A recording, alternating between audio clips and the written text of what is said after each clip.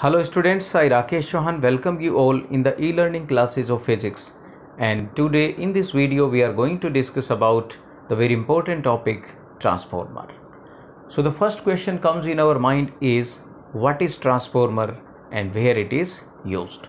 So in your day-to-day life you must have seen the transformer in your surrounding, and the function of those transformer which you see in your surrounding is to convert high voltage AC into low voltage AC.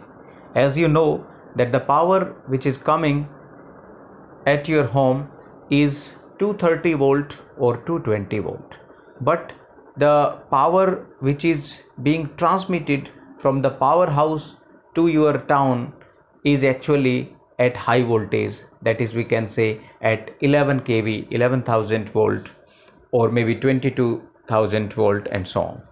So if we directly use that 11 kV for driving the electrical appliances like AC, fan, fridge, cooler, etc., then they will not work or they will damaged. Okay, so first we need to convert that 11 kV into 220 or 230 volt so that the devices can be operated, we can say, safely.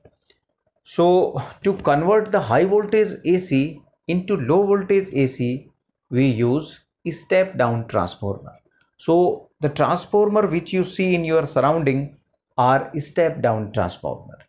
One more type of transformer is there which generally deployed in powerhouses, and you must have seen that the transformer in powerhouses are of bigger size.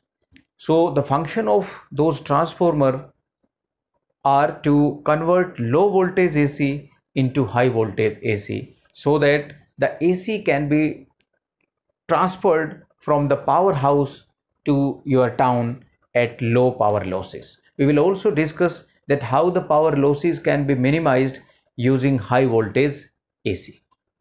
Okay, now we will discuss that how the transformer, or what is the working principle of transformer. So first we will define the transformer. Transformer is a device which convert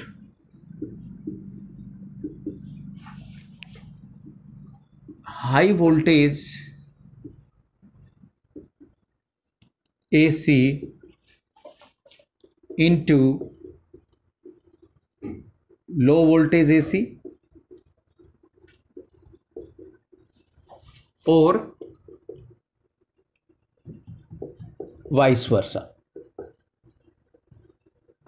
Means the transformer can convert low voltage AC into high voltage AC as well. So the step down transformer convert high voltage into low voltage, while the step up transformer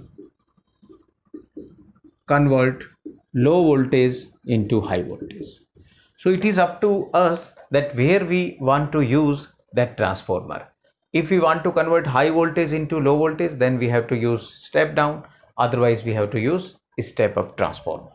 So most of the transformers you see in your day-to-day life or in your surrounding are step down transformer, means they convert high voltage AC into low voltage AC so that the power supply can be transferred to the houses for the electrical appliances. Okay, now we will discuss the working principle of transformer. So principle of working. So transformer works on the principle of mutual induction.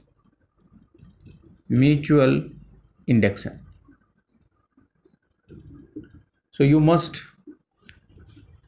be remembered that we have discussed two types of induction. First was self induction and the other was mutual induction in the topic or in the chapter electromagnetic induction. So what is mutual induction actually? So according to mutual induction, if there is a coil and we are changing the current in that coil,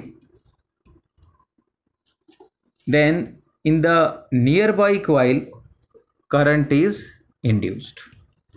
So the flux change in this coil causes the current induced in the secondary coil or nearby coil.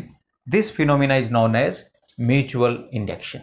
If the current change takes place in one coil and the current is induced in the other nearby coil, then such phenomena or this phenomena is known as mutual induction.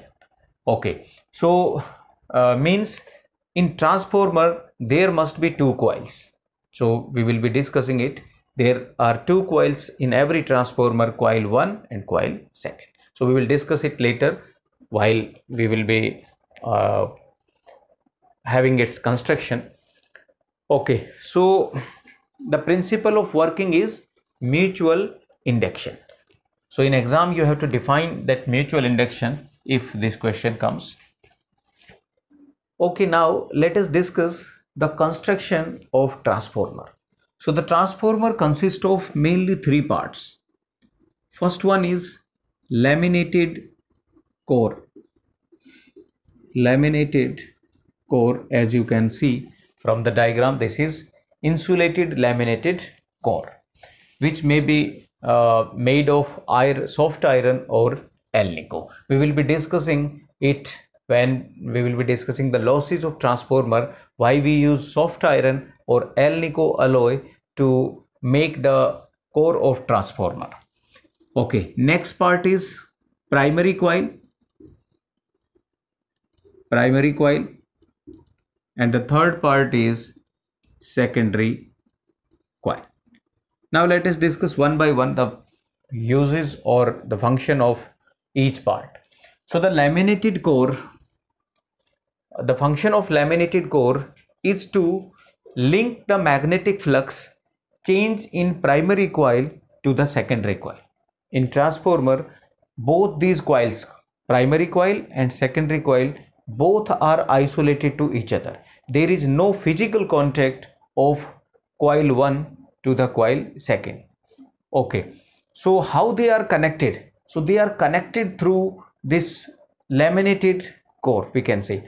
So whichever flux change takes place in primary coil will also takes place or will also be linked to the secondary coil as well, and this will only take place when we wound these two coils on the laminated core made of soft iron and Alnico. Now let us consider that why soft iron and Alnico are preferred. Because soft iron and Alnico are ferromagnetic material, and the ferromagnetic material consists of high value of permeability as well as high value of we can say one more parameter, susceptibility.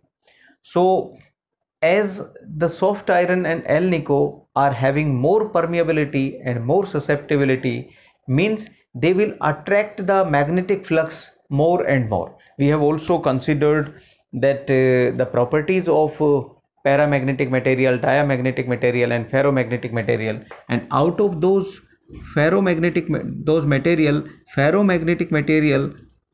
passes the magnetic flux lines within itself, means it attract the magnetic field lines. So whichever flux change takes place here in primary coil will be linked to the secondary coil here also. So we can say to minimize the flux leakage we use soft iron or any, we can say, ferromagnetic material. But soft iron has also the property of, we can say, low hysteresis loss as well. Therefore we generally use soft iron.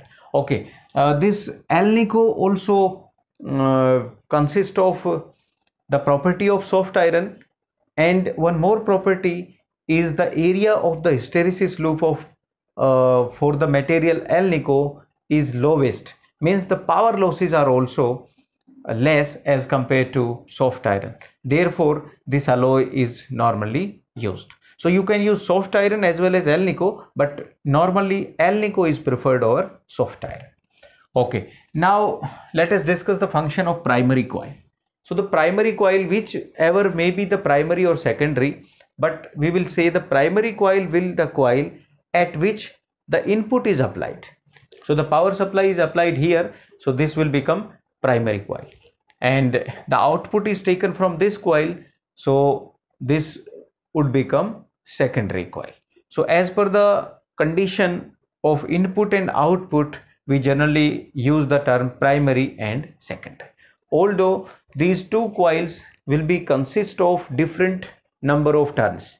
So if it is step down transformer, then the number of turns in secondary will be less, and if it is a step up transformer, then the number of turns in secondary will be more as compared to primary coil. So we will be also discussing this while discussing its working. So these are the three parts of transformer: laminated core, primary coil and secondary coil. This laminated core is made of thin strips, we can see thin strips, so that the effective area, this is not a single core. You must remember that this soft iron or Alnico core is not as single as a whole. It is separated in thin strips so that the effective area of the core can be increased, and therefore to minimize the heat or eddy current losses, we actually do so. Okay, so these are the three parts of transformer. Now let us discuss that how the transformer actually works. So now we are going to discuss the working of transformer.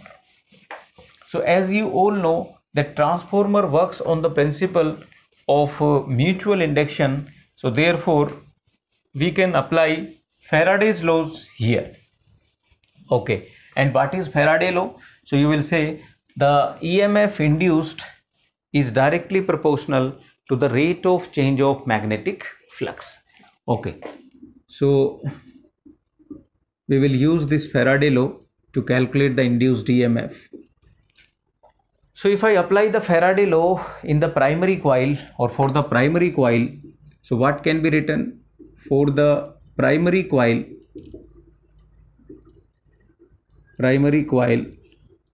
The induced EMF E1 is equals to minus N1. Suppose N1 are the number of turns in primary and N2 are the number of turns in secondary. So E1 is equals to minus N1 d phi 1 upon dt. So this is the EMF induced in the primary coil. This is equation first. And for the secondary coil,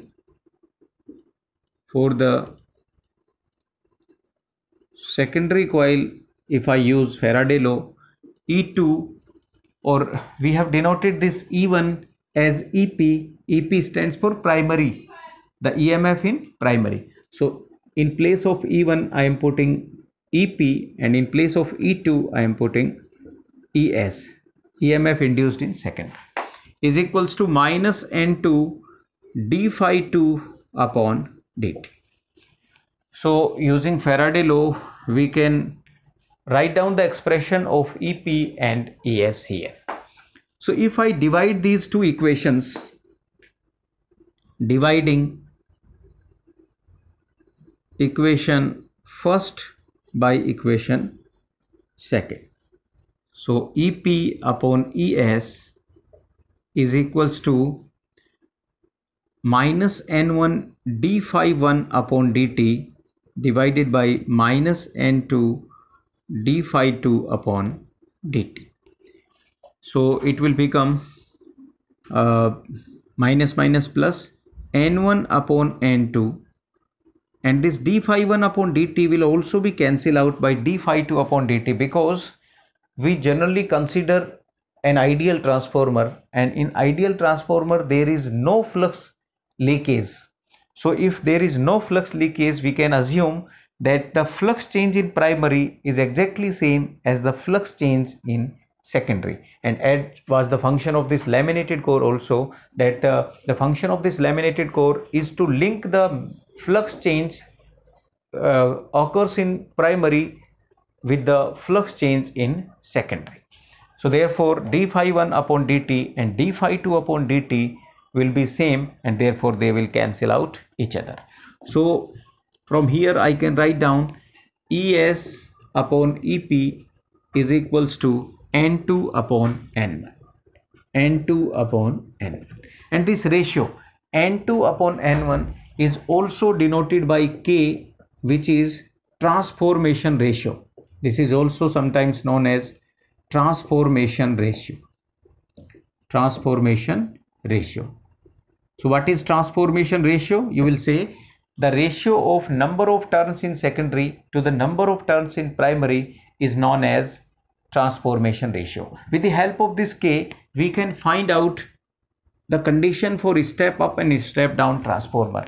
If K is greater than 1, means N2 is greater than N1. N2 is greater than N1. So this will be step up transformer. Step up transformer. Because in step up transformer, the number of turns in secondary are more as compared to the primary. And if the transformation ratio is less than 1, which implies N2 is less than N1, so it will be step down transformer. Step down transformer. So this is how we can identify the step up and step down transformer on the basis of transformation ratio K, or the ratio N2 upon N. Okay, now this is the relation between the voltage developed in secondary and primary and the number of turns in secondary and primary. Now one more relation we want to find out is the ratio of or is the relation between current in secondary and current in primary to the voltage in secondary and voltage in primary. For that we have to assume one more condition, that for ideal transformer the power losses are 0. For ideal transformer, input power must be equals to output power. Although it is not true, there are so many power losses in transformer, but for ideal transformer we can assume that input power is equals to output power. So what is input power? Power is voltage into current. So at input the voltage is EP and the current is IP. Similarly, output power will be the voltage at secondary, that is ES, multiplied by the current at secondary, that is IS. So using this relation I can write down here ES upon EP is equals to IP upon IS. And suppose this is equation first, in fact first and second we have already mentioned, this is third, and this is equation suppose fourth. Now comparing these three equations, we can write down ES upon EP is equals to IP upon IS is equals to N2 upon N1, and this is equals to K. So for ideal transformer you can use this equation for numerical point of view, and this is the relation between the ratio of secondary to primary and ratio of current primary to the current in secondary and the transformation ratio. Okay, so this formula is very important formula for ideal transformer. Let us have the efficiency of transformer also. So the efficiency of transformer,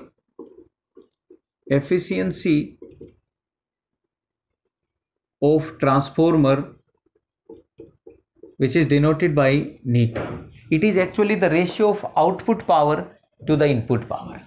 So this is the ratio of output power divided by input power, and if you want to express in percentage, then you can multiply it by 100. So output power is this is output power ES into IS, ES into IS divided by input power EP into IP, EP into IP, and multiplied by 100, and it is neta. So you must remember this formula also for the numerical point of view, that the efficiency of transformer is ES/EP into IS/IP into 100. Okay, so this is the formula, or this is the working of transformer. Now let us have the look on the different type of losses in transformer. So now we will consider the losses in transformer. So there are so many losses in transformer occurs due to various reasons. So we will be discussing one by one all the losses. This is also important because it is also frequently asked whenever transformer is being asked. So losses in transformer, the first type of losses we are considering are copper losses.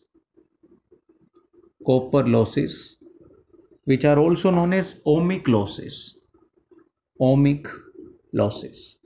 So these are the losses of the transformer which occurs due to the resistance of the primary and secondary, because these coils are made of thick copper wires, but still they must be having some resistance, because copper is also having some resistivity, although the resistivity of copper is very low. But definitely, since these coils are very long enough, therefore they will be having some resistance, and wherever there is resistance, there are ohmic losses which are given by I square R. So to decrease the power losses or ohmic losses or copper losses, what we can do? We can minimize the value of resistance of these wires. So how we can minimize the value of resistance? So resistance can be minimized by increasing the cross section area. So that is the reason why we use thick copper wires to decrease the value of resistance. Thick copper wires are used to design the primary and secondary coil of the transformer to minimize the copper losses. Okay. Next type of losses are eddy current losses. Eddy current losses. So eddy current losses are the losses which actually takes place due to the change in magnetic flux in this laminated core. Since this laminated core is made of soft iron, and the magnetic field lines are passing through these this laminated core, therefore the flux of this core is going to be changed. As the flux of these coils are changed, therefore the flux of laminated core, or we can say the soft iron or Alnico, is also going to be changed. And whenever there is flux change, there is the induced current flows through that metal piece, or we can say the laminated core. So due to the flow of induced current, which are known as eddy current inside this laminated core, this core gets heated.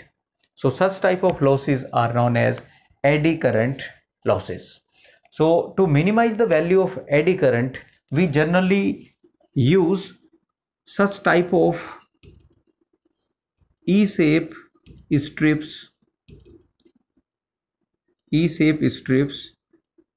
of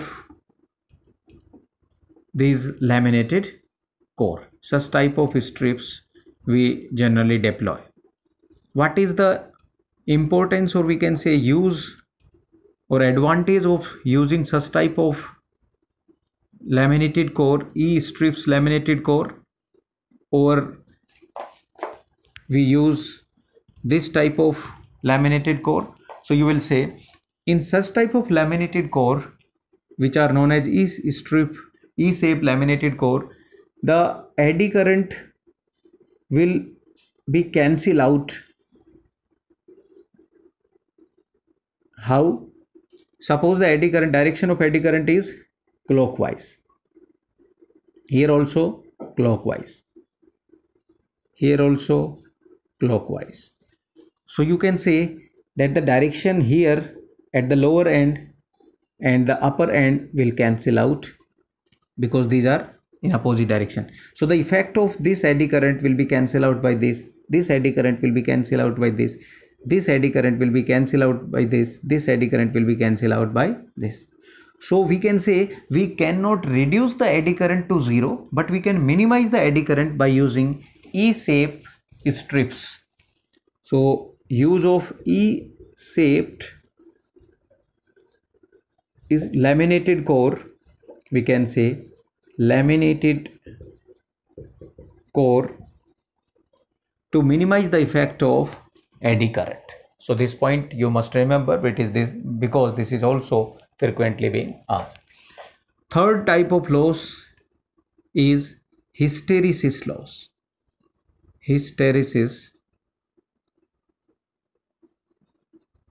loss.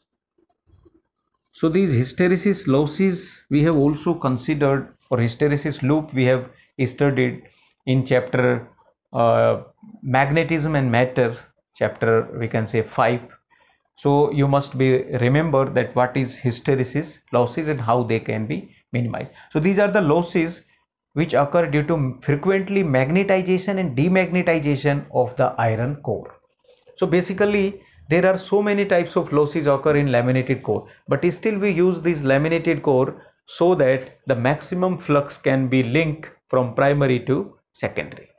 Okay, so what is hysteresis loss? The losses occur in iron core due to the frequent magnetization and demagnetization of the core. Why it is frequently taking place, magnetization and demagnetization? Because transformer act on the AC current, we can say, and the direction of AC current is keep on changing. If the frequency is 50 hertz, then there will be the direction of current will be changing in 50 times in 1 second, we can say.